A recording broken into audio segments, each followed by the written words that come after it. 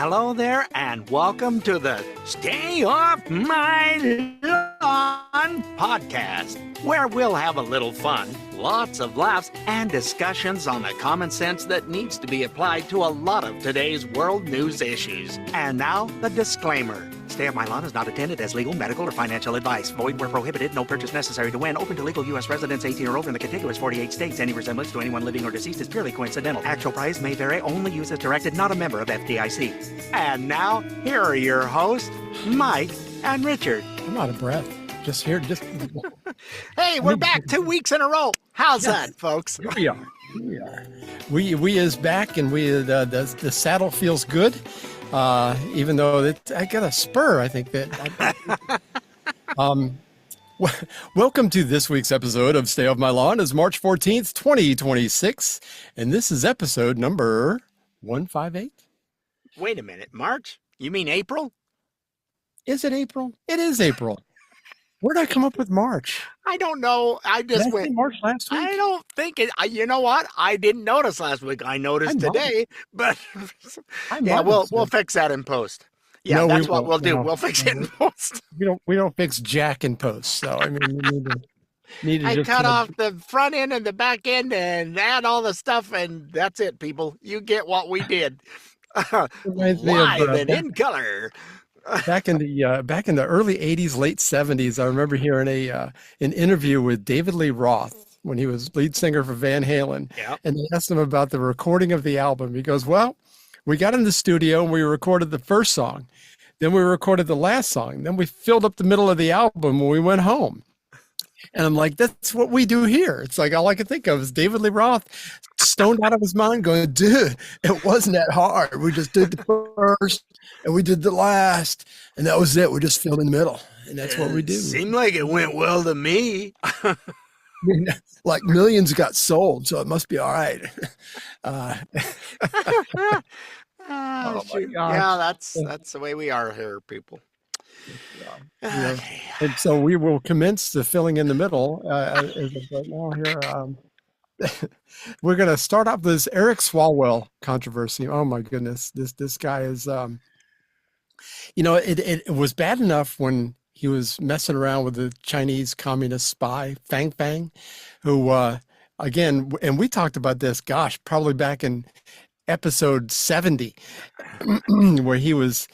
This girl was good looking, young, and obviously way out of his league.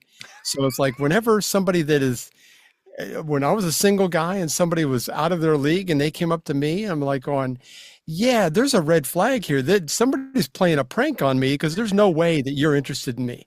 And he should have had that lack of hubris to go, yeah, there's something wrong here. But anyway. Well, I think the way that she was way out of his league, because he wasn't a bad-looking younger fella, was maybe. She was way more intelligent than he is. I mean, way more. He at least spoke 2 languages. Yeah, that's right. That's right. And she was able to, apparently, even after she left, she got an intern put in his office to help carry on what she was doing. Sure. And she just disappeared off the face of the earth. I mean, she's just gone. Yeah. Nobody ever knew whatever happened to her. But I think wasn't he on the intelligence committee or something? I mean, she was. Yeah. Good. Oh, yeah. He was on a very, and shouldn't have been on there because he hadn't been in Congress very long. But when you know people and your party's in power and, this guy's from California, we need to put him here. That's how you get those posts. Nancy Pelosi, if you've got a D next to your name and you're from California, we'll put you on whatever committee you want. Uh-huh. But anyway, he's been accused of sexual assault, sending unsolicited pictures of body parts nobody wants to see to some females. And because of all this, he's canceled his run for governor of California and has either resigned from Congress or he's fixing to today. Is it today? I was reading stuff and I kept seeing he has resigned. So I thought he did it yesterday. The wife kept going, when is he going to resign? I went, I think he has, but it was so nondescript that Democrats didn't want to talk about it. So you had no idea what he's doing. The news cycle moves so fast anymore, especially when it comes to this kind of stuff, and they're trying to save face. Well, they're doing this. They're sweeping it under the rug as fast as they can lift the rug and put it underneath there. And you know that it's bad when fellow left-wingers have kind of like abandoned. I think that's what It's like he had the plague, and they all just went. Yeah, yeah. Hey, where did you? Even Adam where'd everybody full of go? Schiff. Even Adam full of Schiff said no. I'm not going to. Arizona Senator Ruben Gallego, probably one of the dumbest senators ever, dropped his endorsement too, because both of them are like, "I'm so proud of him. He's so fantastic." And then they're Never gone. mind. Yeah, You know what I said earlier? Yeah, I'm not doing that anymore. Yeah, let's talk about this another day. And what the heck was the one? It was something Mama One. All of a sudden, I can't remember what her name was. Anyhow, she calls him Swallowswell. Oh, gee. Yeah. No, How that does just you make a face when you say that? I don't know.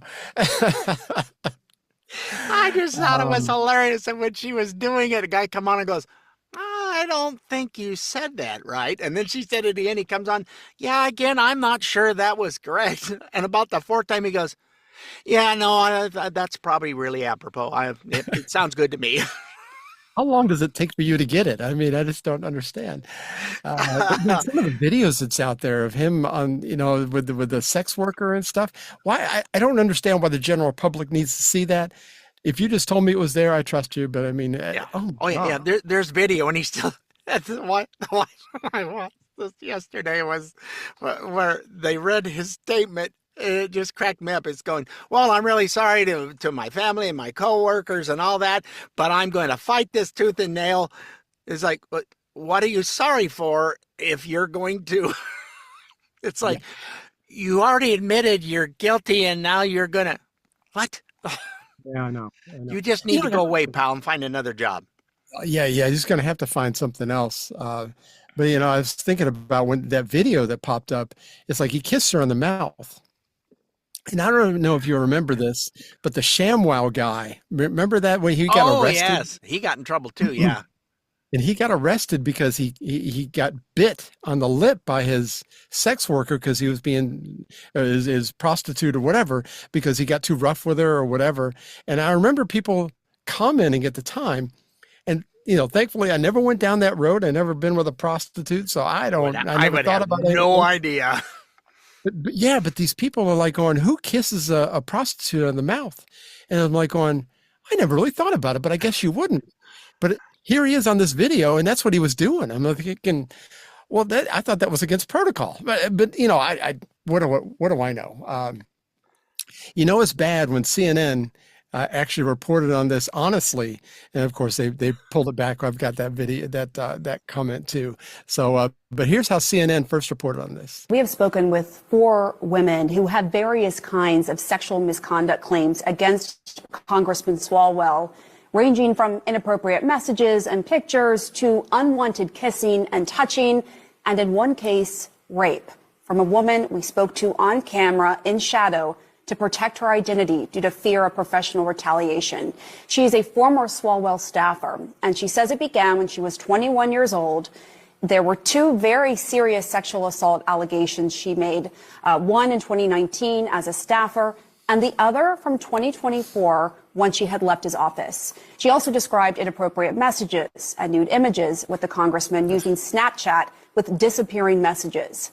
Now, after the first incident, where she said she woke up in his hotel room as a staffer naked after a night of heavy drinking, she told us about what she says happened several years later in 2024 after she had left his office.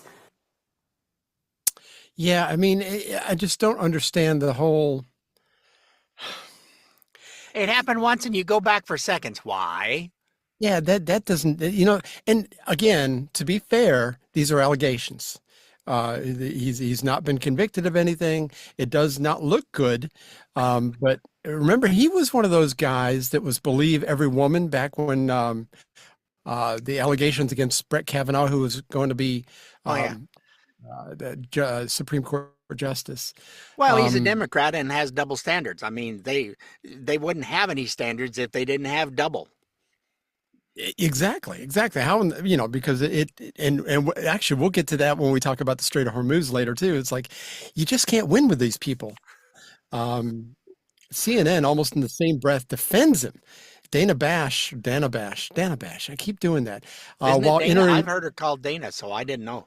I don't know. I've heard people say Dana. I don't So watch I don't know. CNN enough to know other than clips and seeing her, and just makes me want to go. "Hmm." It Let's just call her Miss Bash. Miss there Bash. we go. But anyway, she was interviewing gubernatorial candidate Steve Hilton. That's not easy to say. Give Um, it, give yeah. it, give it. Judy. No, not that good one. Anyway, Anyway, he's a Republican, so she wasn't very nice to him. But this is what she had to say. She is kind of backing up old Swalwell. Here we go. Let me just ask you about something I've heard you saying since Eric Swallwell, since the allegations came out that he is still denying. You have said that it's sickening that Democrats endorsed him when you allege this behavior was an open secret and they all knew about it. I don't, maybe you have. I haven't seen any proof that people knowing about allegations that he raped people. But that aside, as I mentioned, you got the endorsement of President Trump. He was, of course, found liable in a civil suit of sexual abuse and bragged about grabbing women by the you-know-what. You're okay accepting that, but clearly upset about the allegations of Eric Swalwell? Well, it's really the hypocrisy. I mean, the fact that it was an open secret about his behavior on Capitol Hill and the extent of it. We'll see where the allegations go. And there's many more accounts, I think, that are going to come forward from all the accounts that I've been hearing, including from many Democrat friends involved in politics in California. As to the president, look, that was all litigated many times, including in 2 general elections in America. And people came to their view about that. Yeah, I mean, they keep bringing this stuff back up. This was broke back in 2016, right? I mean, yeah. Oh, and he was talking about convicted of it. No, there was he's not been convicted of it. I get tired of that. That's a lie, because it was on there's no appeal con- and they went, "What the hell are you talking about? She ain't getting a penny." So, but a civil suit's not a conviction anyway. That's not how it works. Civil suits are completely different than prosecutorial. It's not the same thing. Anyway, I think Steve Hilton would do a great job as governor out there yes. in California. We were talking off the air about him. He's been interviewed many times on national television, and he's always held himself really well. And he's been around, and he knows all the people that he should know, and everything else. And Well, and in all the interviews that I've seen and clips and stuff, he's very consistent. It hasn't changed. It's not like, okay, we got this. Ooh, man, that's not going to work anymore. Let's do this instead, which is opposite of what he is very consistent every time they talk to him that I've seen in clips and stuff so far. So, and with politicians, that's very unheard of almost. I mean, we've got guys that you and I've talked about many times. Chip Roy, that is one of those guys that doesn't waver. I'm trying to think of some of the others. John Kennedy, he doesn't seem to waver. Nope. There's a lot of them. There's a few of them that are pretty good, but most of them are like whichever way the wind blows. So whichever way, maybe you get a check from somebody. I mean, I don't know. It's politics. It's terrible. Yeah. And that's why Marjorie Taylor Greene's not in there anymore. And you have another individual who won. So. Oh, And yeah, we our got Clay favorite Fuller. guy over in it's not Poland. What's next to the Hungry. Hungary? Yeah, Viktor Orban. He's no longer in power. He's not guy that's Oh, no? there. And he was very consistent. This is what it is. Fantastic. No, we're not doing that. Don't care what you think. You have these problems. We don't, because we don't do that. So I don't know what this new guy is. Liberal. I have no idea. What's that? I was going to ask you, what's the new guy like? Because I haven't even heard. I've seen him. He looks like a liberal, but I don't know. I can't believe that they would go from that all the way over here to this. It just doesn't make sense, because their country was being ran quite well, actually. Yeah. So I think he was very popular, especially when he stood up to the EU and He just seems like I think they want somebody with cojones. Yeah. Well, he had He's- been running the country for like 16 years. yeah, it's been a long time. It's Yeah, I been wasn't quite sure. some time. So, sometimes things run its course. It's just hard to say. Anyhow, yeah, that was off the beaten path, but that's another politician who was very consistent, if you will. And as far as the state of California goes, I mean, who would have thought? They have a jungle primary out there. If you're not familiar with the jungle primary, here in Georgia, we have primaries. We have Republican primaries and Democrat primaries, like most states do. So if you're a registered Republican, you vote in the Republican primary. And I guess some states you can go back and forth. It's an open. I think Tennessee has an open primary. You can vote in either one. Idaho used to be. Now it is. You have to be registered. If you're a registered independent, you have like 3 people to vote on, and that's it for You're a in and out. primary. Yeah. Now, once general election, you can go back and forth. It's no big deal. But in the primary, before we left Idaho and went. I got transferred over to Oregon and then got transferred back. I was like, what? What do you mean I got to be? So, Yeah. anywho. Did we have another besides Swalwell? Who was the other gentleman in Texas? But wait, there's more. Well, yeah, I've got him, Tony Gonzalez. He's looking at resigning. He either resigned yesterday, or he's resigning today. Sexual misconduct, and one of them he's admitted to. He's got 2 things, and the other one he has not even addressed. But he's just calling it quits. And we call balls and strikes. He's a Republican, so I don't care who you are. If you can't keep it in your pants, and you wanna grab people and whatever. You shouldn't be in public office. I mean, Well, and as one gentleman said that Swalwell's adventures were very well known. He said it's the worst kept secret on Capitol Hill. That's what Steve Hilton was just saying, that everybody kind of knew. I mean, everybody knew, and also Gates was mentioned. So, and that's why I think he left Congress, is because it's like, you know what, let's just stop this and let's just move on with something else. Well, Trump wanted him for attorney general to begin with, and you got to wonder if there was maybe somebody kind of got in his ear and said, yeah, he's not your guy. Yeah, did some vetting and went, Yeah, ick. You got the ick factor. But anyway, in California, they have that jungle primary where it's like everybody gets voted on, whether you're a Democrat or Republican. They take the top 2 vote getters, and that's who runs in the general. And right now, the top 2 vote getters, I think it's 13 and 12%, are Steve Hilton and Chad Bianco, the Sheriff Bianco. So I mean, and I like Chad Bianco. Everything I've ever heard about him is good. But yesterday I saw a video, I believe it was from 2020, where he was doing this whole kneeling thing during a BLM protest. And I'm thinking, no. And look, as far as Black Lives Matter, every life matters. I don't think anybody's life ought to be discounted whatsoever. But those Black Lives Matter protests were not about that. And that's what I was like, to me, that was just so political. And so for him to do that, it's kind of like, hey, maybe he wouldn't be my guy if I was living out there. I don't know. No. But anyway, I think the other one, the British guy, Steve Hilton. Steve Hilton. I always forget his name. I'm not good with names. And Yeah. your name again, Bob? Jeffrey. That's what it is. With a K. I just find it refreshing how he is consistent, and he's not afraid to. They ask a question and he's got an answer for stuff. Or if he doesn't, he says, it's not something I've looked into, and it's okay. That kind of honesty is refreshing in a Yes. politician. I don't know. I think they are tired of Gavin Newsom-ish politics out there, because he's taken them from a budget surplus to how much in the hole are they now? $16 billion? They were 60 some in the hole. 60. The last I heard, it's 60 billion in the hole, and they were 60 billion to the good, and he's managed to piss all of it away, if you will. And it's just keeps getting worse.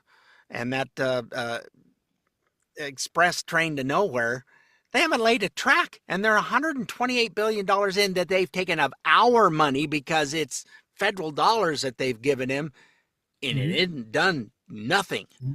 Nothing has been built. Nothing. Well, and that money's just they gone. have an elevated stretch of track that's like 500 feet long. Oh, I didn't even know that. Yeah. It's not much, but there's not a rail on it. Nothing. I saw it compared to the NASA Artemis 2 project, and that cost $4 billion, and they actually made it all the way around the moon and back. And then this cost $120 billion, and they haven't made it anywhere. Yeah. So, yeah, I mean, it's a good comparison. I mean, for government projects, NASA actually did what they said they were going to do with it. Yep.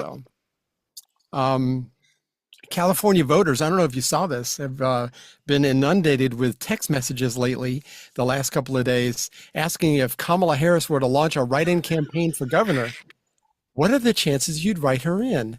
And it gives you like a bunch of different answers. Maybe, sort of, only if my Jokic went away, the whole thing. So apparently her people are floating this idea to run for governor. Maybe she's seen an opportunity. And what she's trying to do is what? Isn't this getting in late? So she won't have to go through the primary stuff, and they'll just put her in because she can't talk. She still was doing something this last week, and she was up on there. And so this is the way it should be. It's has she ever got a primary vote ever for anything?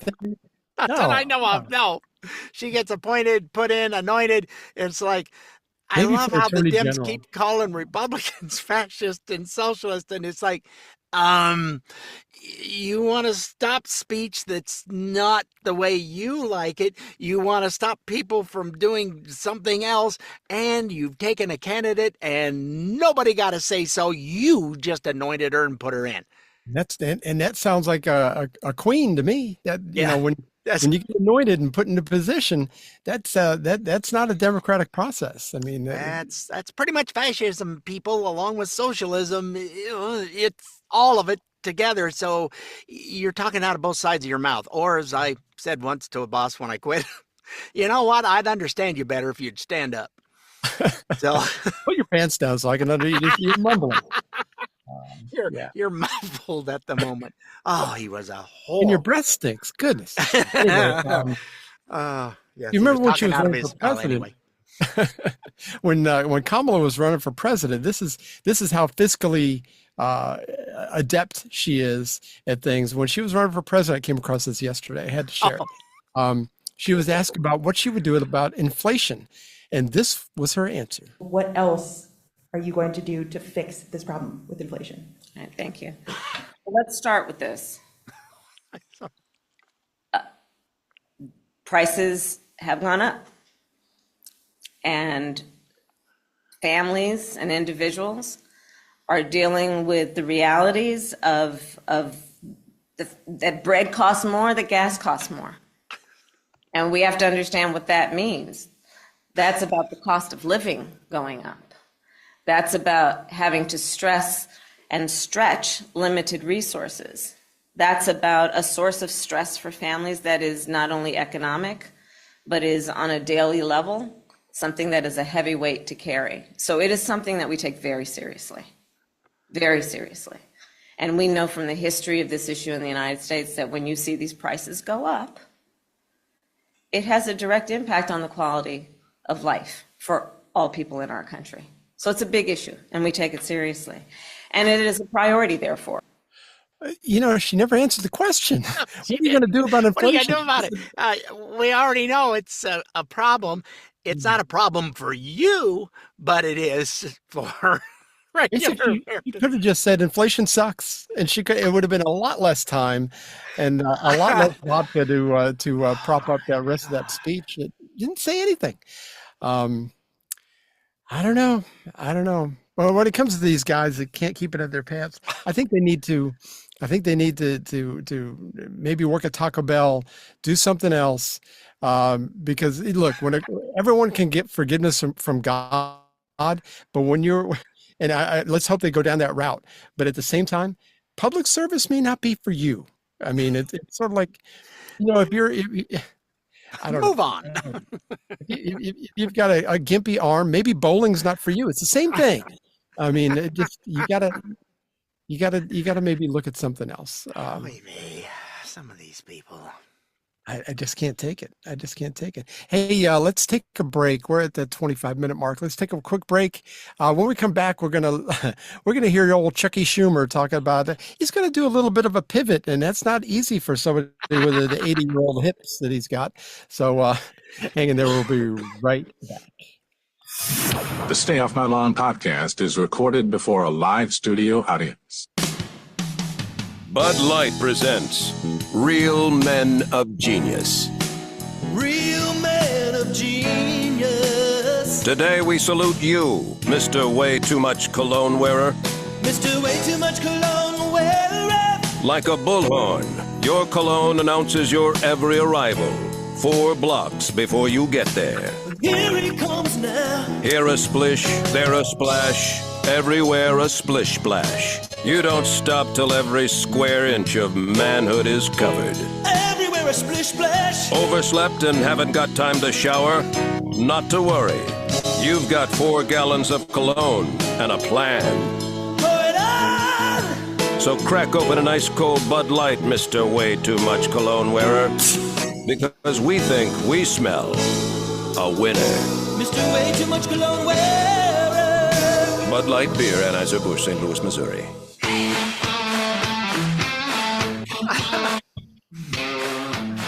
There's a guy that I worked with. It's like and of course this always happens. He got a divorce. He was in his late 40s, I think. He got a divorce. Midlife crisis. Oh my gosh! And it was like, I don't know if you're familiar with Polo. I'm not a cologne wearer. I mean, Barbara bought me a bottle of Obsession, I think, probably 25 years ago. I still have half the bottle left. I mean, I just never wear it. And I haven't worn it in the last 10 years.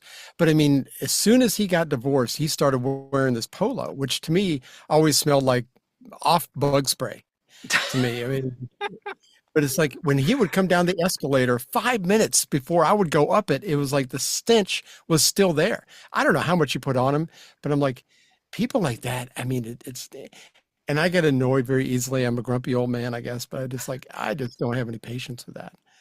Yeah, we had a route guy years ago, and it's kind of the same thing, going through a divorce, mid-40s, midlife crisis, whatever his issue was. And that commercial, I hadn't thought about that in forever, but there'd be days where he didn't shower and should have, and it was his didn't shower smell was overpowering the axe or whatever it was that I don't remember. It was high karate maybe at the time. I think that was a thing. And it was like, oh man, you smell like somebody who hasn't showered and tried to cover it up with, high karate, and it ain't working, pal. You stink bad. So he had a double stink going. Oh, it was nasty. I just was glad he got in his truck and left, and I didn't have to deal with him. You can't cover that stuff up. I mean, you just can't. I mean, body odor is just one of the things for me. I mean, like I said, I'm a grumpy old man. I just don't like, I don't like smells. It's like we were watching TV, and they always have this stuff you put in your washing machine to make your clothes smell for washes on end. And it's like the beads, the little scent you put in there. Yes. I'm like, I don't want my laundry to smell like anything. I want it to smell completely scent-free. I mean, I don't want to smell like roses or pine trees. I don't want to smell like anything. I want it to just smell like zero air. I don't know. I grew up with it smelling like the great outdoors because we didn't have a dryer, and it was a long too. clothesline. And us too. But yeah, you had to shake it out and make sure there were no bugs in it. Yeah, you had to shake the bugs out. Yeah. But anyway, you were talking about somebody, was it John Thune that said something about the Save America Act is dead in the water? Was it John Thune? There was some of that is like was somebody along that line, and John Thune is kind of like, well, it's just not gonna. Well, wait a minute. It's not gonna because of you, sir. Yeah. You are the problem. And he is about to get a vote of no confidence. Yeah. Because they're tired of dealing with him. But when you have roughly 80% of the American voting public says, yeah, we want that, and you guys are dicking around about not doing it. I don't have a better way to say it. I wish I did, but they're just, it's got to happen. And then we have our friend, Mr. Schumer. When you said 80% of the population, it's like the reporter that asked Chuck Schumer said exactly that. And here's how he responded just the other day. You recently responded to President Trump's Truth Social post regarding the Save America Act, saying that if he's going to not sign any bills until it's passed, the Senate's going to be in a total gridlock. Can you just explain, isn't this sort of a stab in the back to the American people who 85% of voters support voter ID? Yes, but their bill isn't voter ID, number one. It is about voter registration. It allows ICE to kick tens of millions of people off the rolls, and they don't tell them until Election Day, and you show up and you say, you're not registered anymore, you're not registered here, you're not on the rolls. And they say, I didn't know that.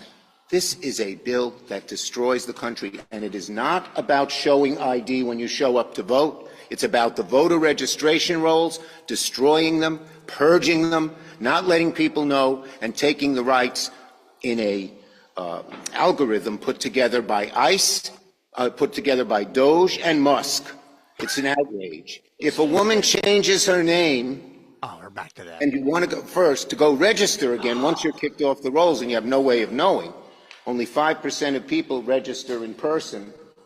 You need a passport or your original birth certificate. If you have a new name, you're a woman, you change your name, no good. It's an outrageous bill, an outrageous bill. You know, that women have been changing their names since marriage has been around. I mean, for quite a while. My wife went and changed hers. It wasn't difficult, people. You just go down and have to do this, and now it's this, and ta-da! And you and I got married to our brides long before the internet existed. So, I mean, we had to, all we did was just show the marriage certificate. Everything got changed. It was like that. And what he neglected to say about millions of voters getting kicked out, they're all illegal aliens. In California, they figure there's just shy of 500,000 voters that should not be on the voter rolls because they're illegals. They are not American citizens. That's all that's allowed to vote. That's all we're saying. You need to be an American citizen to vote in American politics. Period. And that's exactly what he alluded to by saying ICE is taking people off the voter rolls. Well, if you're not a citizen, you shouldn't be voting. And why would ICE be involved with that? If I'm in Mexico during their elections, I can't vote in their elections. I mean, I'm not Mexican. I just don't. But you know, he shifted.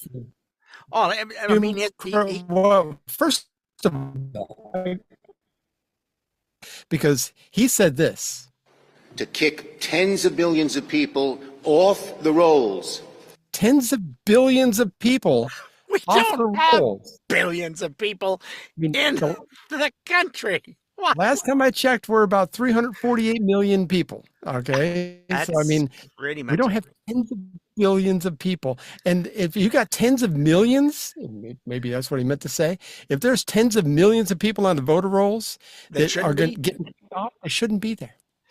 I saw in the last election, there was a gentleman who was a little swishy, whatever, that's fine. But he was in New York, and somebody was filming, asking him about voting. Oh yes, I voted, and I'm off to my 4th precinct to vote again. Because New York doesn't check, they don't care, so he could vote. And he said, I got 2 more after that. Excuse me? Wait a minute. We need to send New York to Canada. So it seems like they would fit in so much better. But anyway, you notice he has made the switch from Jim Crow 2.0. They stopped that. Yeah, now it's not that anymore. Now it's registration.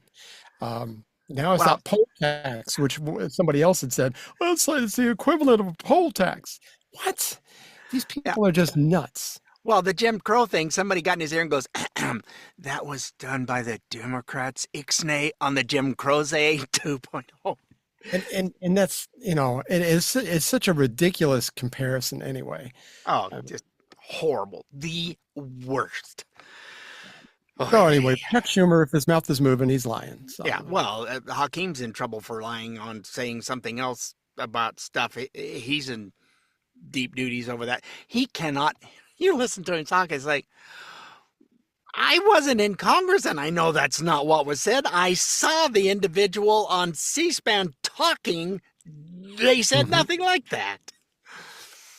I think him and Kamala went to the same speech school because neither one of them, it's sort of like you almost want to fall asleep at a 30-second speech. I'm like, gosh, both of you are just awful. You're not saying anything. Yeah. And then when you do say something, it's normally wrong. So, yeah. We were talking about New York State being just totally jacked up and they don't care.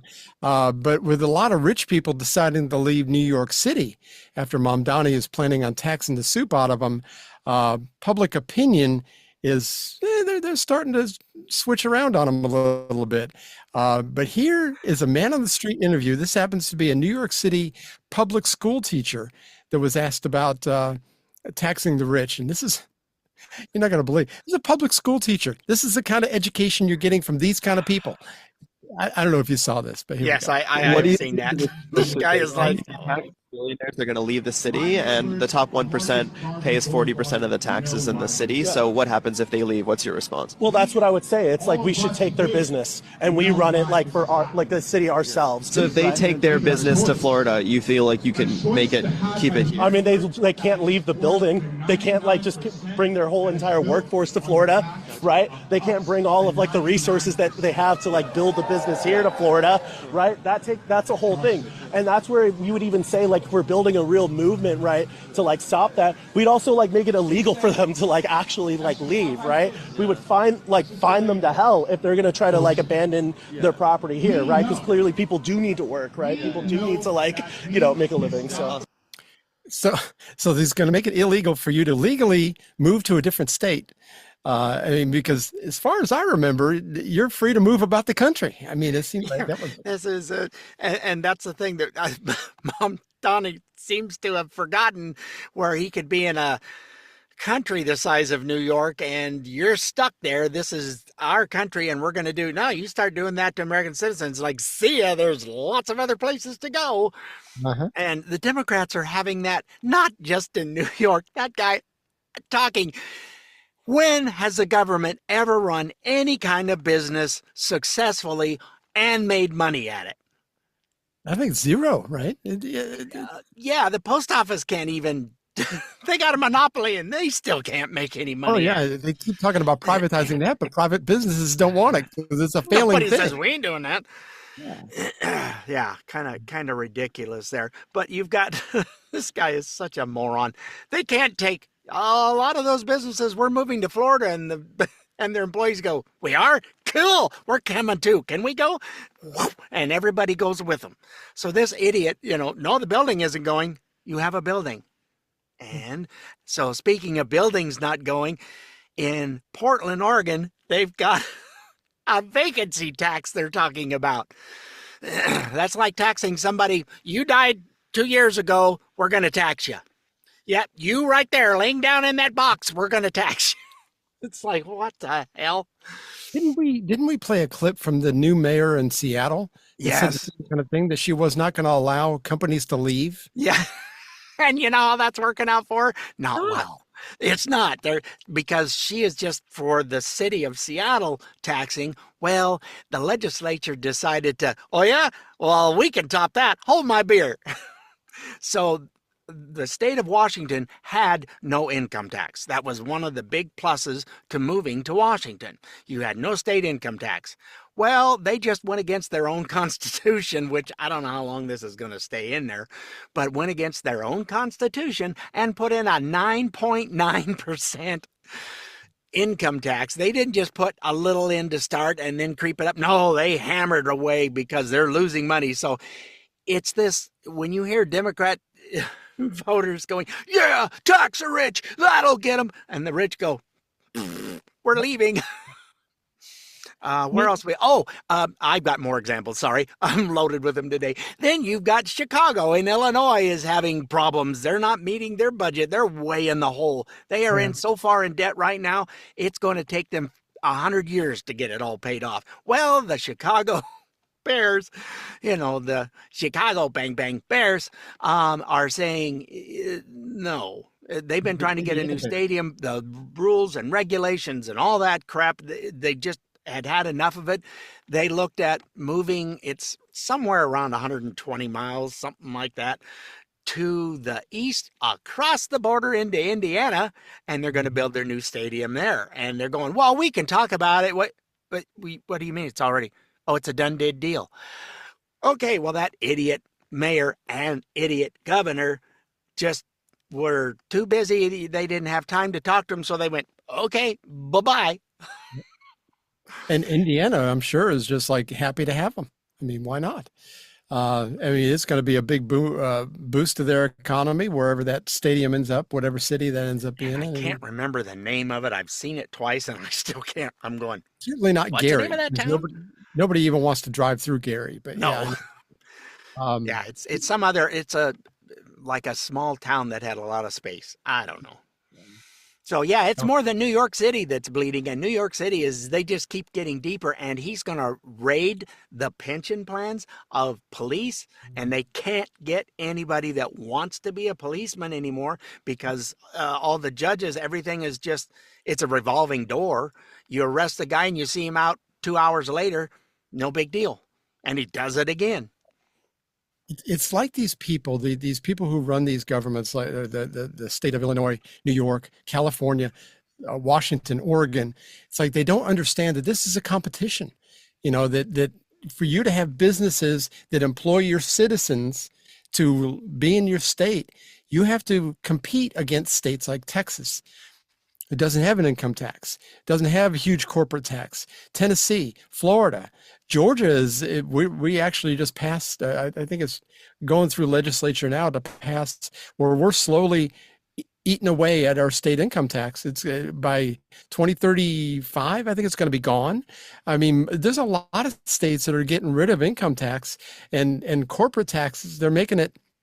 I know here in Georgia, back in the 90s, Joe Frank Harris used to be governor back then in the early 90s. He made it to where corporations that decided to pick up roots and move here from northern states or wherever they came from would get a 10-year break on taxes.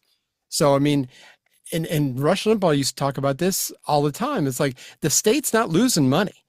I mean, because they're broadening their tax base, they're employing more people, and those people, us normal people that go to work every day, are paying income tax on what we do. So, I mean, these are strategies that people who understand business and people who understand how to run a state, Ron DeSantis, the guy from Texas, they know how to draw in businesses, and it just, these people just don't get it. J.B. Pritzker and the poor guy, I mean, he's so full of himself. Well, you can tell he's full of himself because of his. He looks like he's full from the Piccadilly buffet that he went to, but yeah. Oh, I thought it was all just his ego blowing up. Yeah, it's pride. I know that. I just looked yesterday, and Idaho has state income tax is 5.3, and you guys, I think, were 5.2 in Georgia. Something like that, yeah. Yeah. But I haven't heard any talk about us whittling that stuff down. But they are talking about no property tax if you're over 65. Come on, please. I know here in Georgia that if you have, in Bartow County anyway, that if you are over 65, your property tax gets cut in half. Yeah. So, I mean, it's something. They take away I would even take that. Exactly. And all you have to do is just go over there, show your driver's license. They put a little check mark next to your account, and all of a sudden, boom, I mean, it's nice. But New York City is looking at a bleak future under Mamdani's leadership. One big critic is Jamie Dimon from J.P. Morgan Chase, or it's just J.P. Morgan now, isn't it? Yeah. Anyway, I heard he say that in an interview yesterday, I think I heard him say that he moved the majority of his company to Texas. I think he started out with like 40,000 people in New York, and now there's like 30,000 people in Texas. There's only about 10,000 left in New York. So, I mean, for him he gets it. He really gets it. But Stuart Varney was talking about this Friday, I think it was, and actually mentioned Jamie Dimon in this, but he put this together very well. Here we go. New York City is in financial crisis. It is desperate for money. A $12.6 billion deficit looms. So what does the mayor do? He chases money out the door. Zoran Mandani is locking the city into financial chaos, and it's not gone unnoticed. Top banker Jamie Dimon has sent a letter to his shareholders. He's warning. It's a strong warning. Mandani's proposed tax increases, quote, mean lower returns on capital, less competitiveness, and additionally, individuals vote with their feet. You can already see a fairly large exodus of people and jobs, end quote. Mandani, he's not listening. He made promises to get elected, and now he finds he can't keep those promises because he hasn't got the money. He's so deep in the hole that he's really going to extremes. Here's the money grab. Here's a list. A huge increase in corporate taxes. An extra tax on incomes over $1 million a year. When you throw in state and federal taxes, the government's taking more than half of your income if you make real good money. And look at the last one. Raise the top estate tax from 16 to 50%. Oh, that means the government will take half of what you spent a lifetime accumulating. Now, we don't know exactly which taxes he will be able to raise, but his sweeping proposals tell you where he and the powerful left wing of the Democrat Party are coming from. They don't like business, and they don't understand that business creates prosperity, and they don't understand that financial success should be encouraged, not dismissed as greed. But that's what it has come to in New York. A bright young man running a strong social media campaign convinced voters that the rich and big business must be reined in. Yeah. Just to go over some of those tax numbers, I jotted this down. The corporate income tax rate goes from 7.25% to 11.5%. Tax on corporations goes from, and that's the income rate for corporations, but just the tax on corporations just to exist in the city is going from 9 to 10.8%. In the financial sector, and 8.85% to 10.62% in the non-financial sectors. So everybody's getting screwed. And as Stuart said, the top estate taxes go from 16% as it stands right now to 50%. Whoa. Incredible. Yeah. Oh, this is going to work. Yeah. All these idiots that are the leftists, they're going, yeah, tax the rich. And all of a sudden you're going, but there's nobody left to pay the taxes for us to sit on our butt and do nothing. Come on, what the heck? Yeah, I remember that's who's paying for you to stay home and not work. Yep, absolutely, absolutely. And I just remember AOC having that dress on that says "tax the rich." Well, she's one of them now because she's in Congress. Speaking of AOC, by the way, the latest polls are she'll probably be out of Congress too. Really? Oh, I thought she was going to run for Senate against yeah, and it doesn't look like that's what it is, but her numbers are so bad because they're seeing what Mamdani is doing, and she supported him, and she keeps saying she's a democratic socialist, and they're going, oh, hell no, we don't want that, that she's running herself right out of office. That would be wonderful. I'm still really concerned about the midterms. Normally when a Republican wins, the midterms of whether it's his first or second term goes the opposite direction. Yeah, there will be nothing done because the Dems don't have any policies. They have nothing except for get Trump, Deutschman bad. No, you're absolutely right. And now with this blockade in the Strait of Hormuz that's been put in by Trump. Here's a report on some of the fallout from that. This came from yesterday.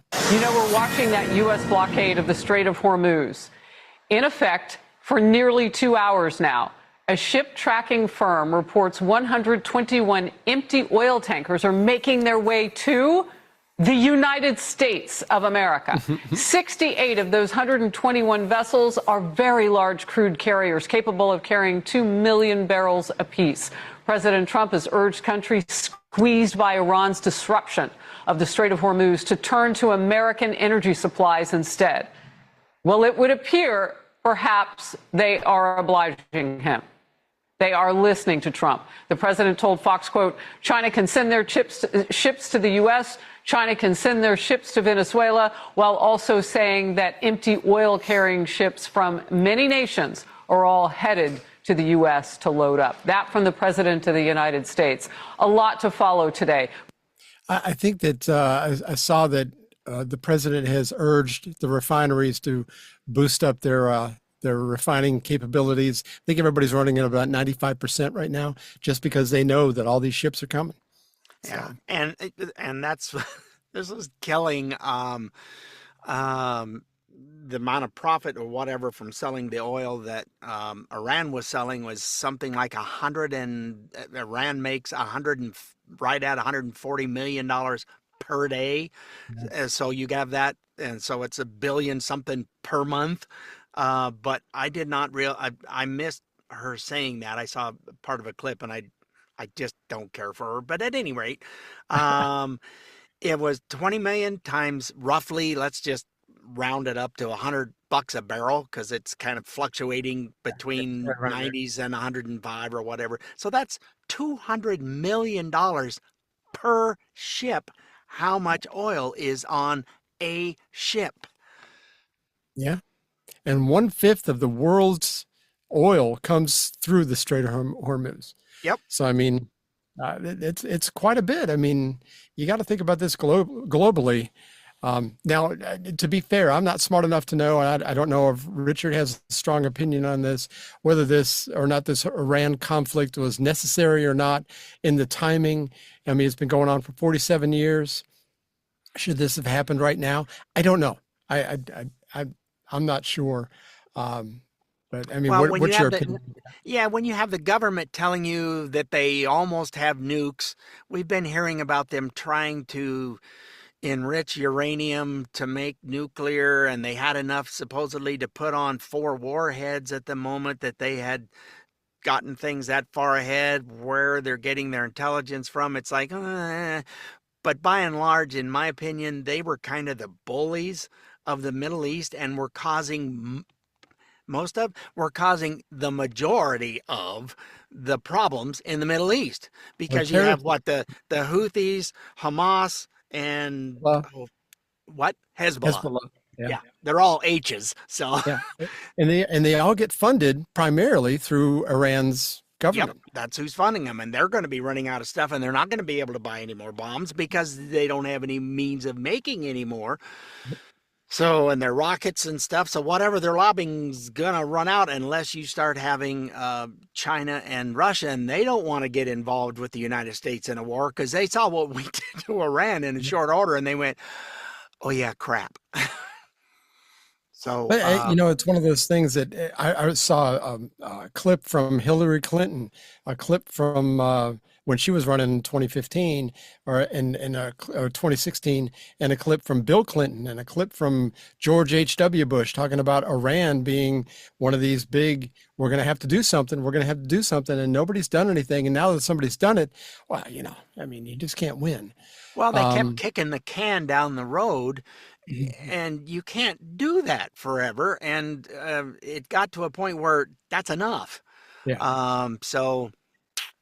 Yeah, I mean, and I guess he figures that he's only got 2.5 years left. He needs to do something, and something that will have lasting impact, and maybe he'll be remembered for this specific act long from now, if it does take care of this threat to the Middle East and to the world, really, because a lot of the terrorism, you think about 9/11. Well, I mean, Iran was lobbing rockets at their neighbors across the pond, if you will. I mean, they were throwing rockets. They said, oh, we don't have rockets that go that far. And then they lobbed one that got real close to that British, whatever the little name of that little tiny island is, where there's a base on it. And it's like, You said you didn't have anything that'd go that far. They lied. They did. Again, they're a lot like Democrats. If their lips are moving, they're lying. Oh yeah, they're absolutely. You can't trust them 2 seconds on anything. And the people and our media, I wouldn't trust them either, because when you get stuff that does get out occasionally from Iran, the people of Iran are celebrating in the streets when they have just about wiped them all out. And so, they're happy that maybe this rotten regime is going bye-bye. And you think about the disarming, the people who are anti-Second Amendment. The people of Iran have no way of defending themselves, and there was 40,000 people that were that actually stood up to the government a little bit not that long ago. They killed 40 to 50,000 of them. They just wiped them out. They don't care. They could give a rat's about any of their people. But according to Democrats and the leftist media, Trump can't win either way that he goes. Trace Gallagher explains a little bit more about that. It's really good. Well, the Fox News at Night Common Sense Department is utterly confused because when President Trump talked about bombing Iran back to the Stone Age, Democrats were apoplectic, calling his rhetoric a war crime, saying it was worthy of impeachment, saying it was worthy of invoking the 25th Amendment. That's the procedure for ensuring continuity of power should a president become incapacitated. And of course, Democrats already believe the president is incapacitated. And then suddenly the Stone Age bombing gave way to the modern age double-sided ceasefire, and Democrats were apoplectic, accusing the president of caving, of chickening out. So if common sense has this right, the Democrats were furious when President Trump decided to end a civilization. And they were furious when the president decided not to end a civilization. They are simultaneously against war and peace. It's like having equal antipathy for Genghis Khan and Mother Teresa. Is anybody surprised that these are the same Democrats who fought for illegal immigrants but refused to stand up for American citizens? Remember, Democrats have no in-between. There is no happy medium because there is no happy anything.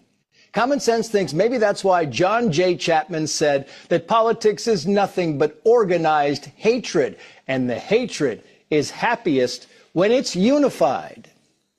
Pretty astute. It is all about hatred. Yeah. Trace Gallagher's common sense.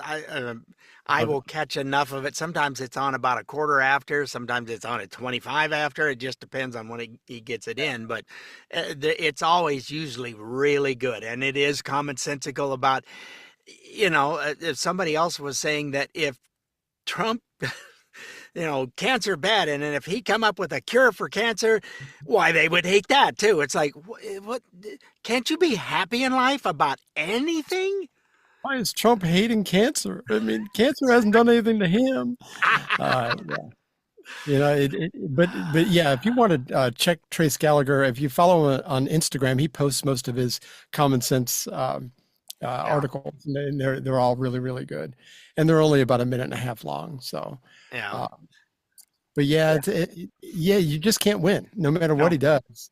And again, I was talking to you earlier. We had gone to there's a funeral home here in town. We went and we prepaid for everything. That way the kids don't have to worry about anything when the eventuality of our demise happens.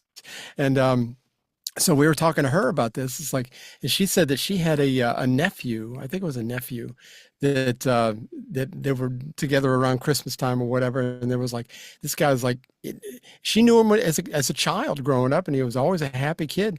Decided to become a leftist, and now he's like, he even says it openly that he hates Trump.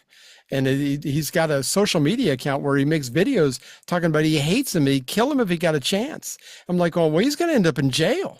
So Secret Service is going to come to the door and haul his butt away. Yeah, you have freedom of speech, just not freedom of consequences. And that one's going to bring its own set of consequences. Yeah, I think that's the society today. We lose the idea of consequences. And I think that's where I think it's part of the problem we have with the young people today. They don't understand consequences. Well, making good choices in your life, and Yep.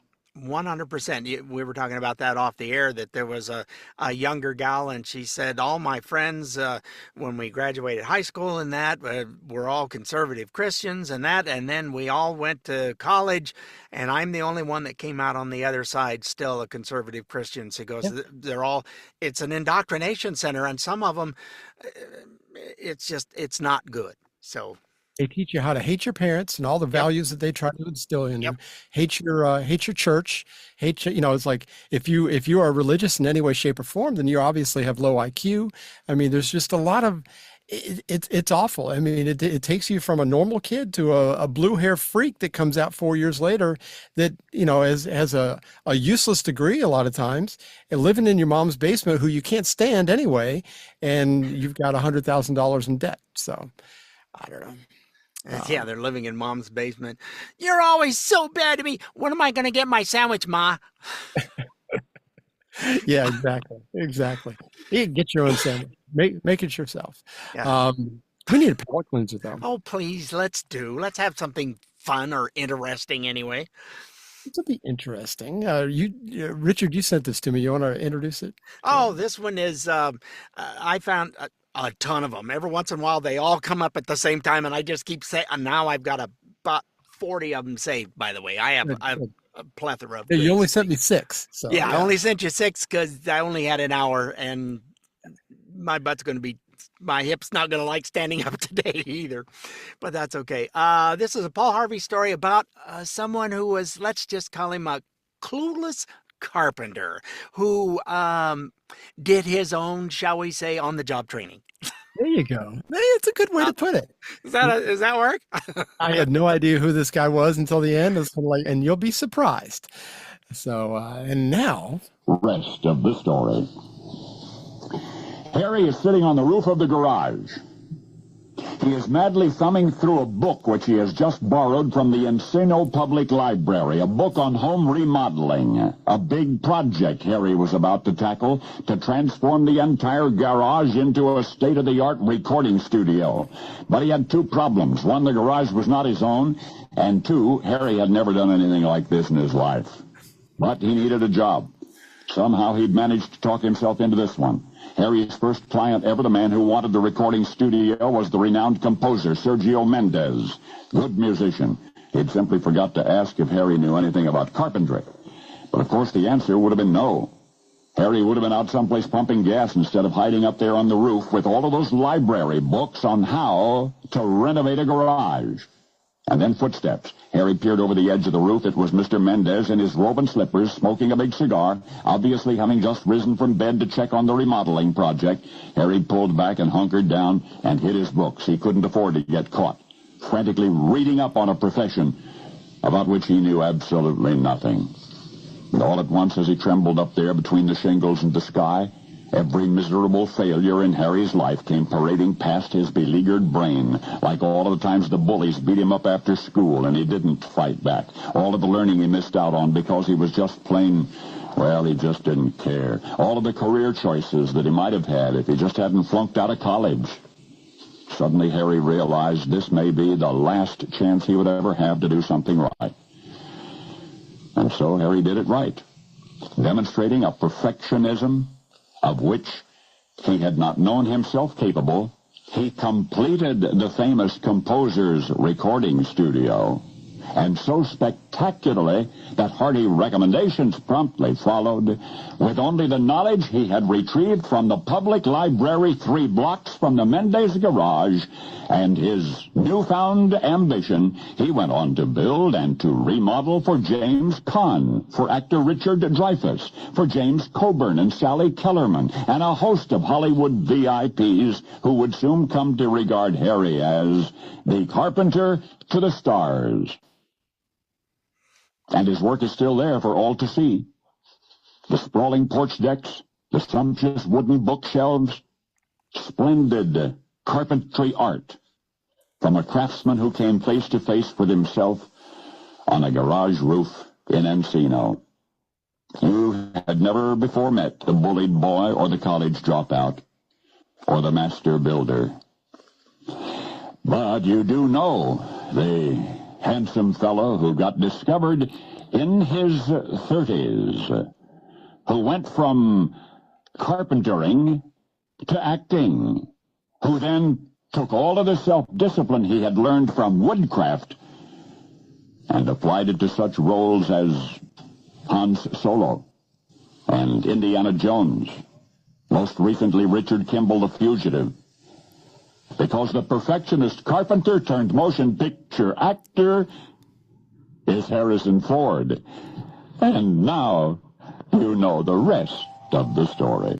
And he is one of the best actors that Hollywood has ever seen. So, Works hard at it. The one thing about this story that kind of touches a spot in my heart was one of my favorite stories from my grandfather.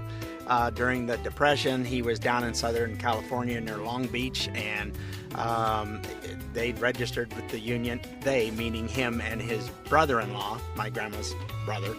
And they were down in the union hall, and they said, yeah, we need 2 chippers. And he grabbed my brother-in-law's hand and threw it up in the air. Yo, right here. Brother-in-law goes, we don't know anything about chipping. And he goes, shut up, we're about to find out. And he became a supervisor of a crew. And it's like, you don't know how. By God, just figure it out. Did I know how to edit and do all that stuff in this business? Nope. I learned. I figured it out. You just do stuff and work at it. And that's why this story was kind of special, because his brother-in-law tried to pull his hand down. Grandpa wouldn't let him. It's like, and he said as they were walking up to go get their papers to go do the job, they could hear guy, sure lucky those 2 guys knew how to do chipping. But that's a great point, though, because you and I started very late in life as far as the voiceover thing and learning new software. I learned Adobe Audition in my early 50s, and it's kind of like you sat down, you figured it out, you watched videos, and then other things you just figured out from clicking around. I mean, and we're very good at it now. And, if you're not willing to learn or willing to say that I don't know and I can figure this out as I go, then you may never learn anything. Yeah, building a booth is like, okay, well, that's nice. I'm keeping the sound in, but I hear everything on the outside. And I don't know, I was in a building once and I looked up and I went, acoustic ceiling tile. So all of my walls are sandwiched with acoustic ceiling tile that I got at Habitat for Humanity. They might have been stained and whatever. And the guy goes, I said, I don't care if it has any stains on it. I'm not going to see it anyway. I don't care. So it just, figure things out, do stuff. Don't just go, oh, gee, I wish I knew. I better get a hold of somebody. Screw that. It's easy to just sit back and go, well, I don't know anything about it. And, I just wonder about this up-and-coming generation, whether they have that kind of gumption. Some do, but I think it seems to be rare. I don't know. Yeah. Well, I was paying water rights for my property when we moved in. It wasn't much. It's tripled since we got here. But the ditch running behind my house, I went, I should be able to get some of that water somehow or another out of there and run it through the sprinklers instead of going through the well water. And I kept looking and went, yeah, I just go buy a pump. Now I've got to put stuff on. I got to put an elbow out and down, and then I can run a cord all the way. I'll get some whatever stuff that I can bury and run it, and I'll just plug it in and it'll run until I unplug it. And that's how it works now. I had to have a manifold and I water it from the ditch. Yep. So, that's ingenuity that, is lost. Well, yeah, growing up on a farm, I guess you have things happen, folks, and there ain't anybody around to go, what do I do? You figure it out. Yep, we gotta somehow teach the next generation somehow that's how you got to think about things, not just be defeatist. So, anyway, congrats on Harrison Ford for figuring out how to build stuff from a book. Gotta love it. Yeah. Gotta love it. No YouTube back then. Anyway, we hope you were somewhat informed and had fun like we did. Don't forget, you can find us on iTunes, Spotify, iHeart, Amazon Smart Speaker, Rumble, and then you got those podcast places, those crazy places where you listen to crappy podcasts like this one. And if it's just too too hard or careless Yes, it is. to find the Not very difficult. So to find it. Just go to our good old website of stayoffmylawn.us for all our past and present episodes. right, and we will see you next week, folks. Toodles, and thanks so much again for watching. We're back. Be sure and tell a friend. Let somebody else know we're here for duration for as long as we can do her. Thanks Well, again, yeah. people. As long as God lets us, we'll be here. That's right. Bye. Well, we had fun and hope you did too. The opinions heard here today are not those of anyone other than Mike and Richard. If it made you laugh or go, or even, huh? Then we've done our job. Sort of. Well, mostly anyway. And if we made you think about things in a common sense manner, we welcome you to the club. And if it didn't, then just stay off my lawn. See you next time.